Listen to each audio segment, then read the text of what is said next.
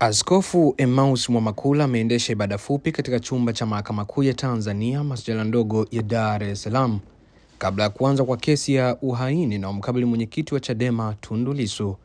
Katika chumba hicho cha mahakama wapo viongozi, wafuasi wa Chadema na wadau wa sheria ambao wanafuatilia mwenendo wa shauri hilo ambalo leo linatarajiwa kutolewa uamuzi mdogo juu ya mapingamizi ya Lissu.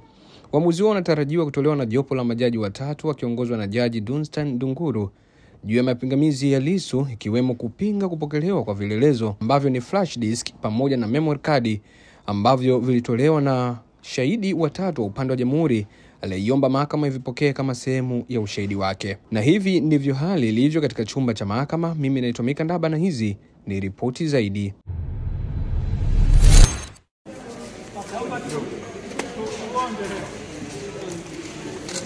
Kwa jina la Mungu Baba na Mwana wa Mtakatifu, amina.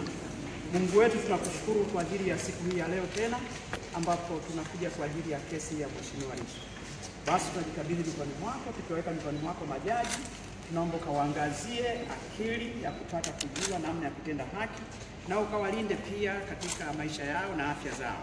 Tunaweka mikononi mwako mawakili wote, tunaomba pia na wenyewe pia ukawanyunyizie hali ya kutenda haki katika mioyo yao, wakijua kwamba wanasimama mbele yako Mungu uliye wa haki.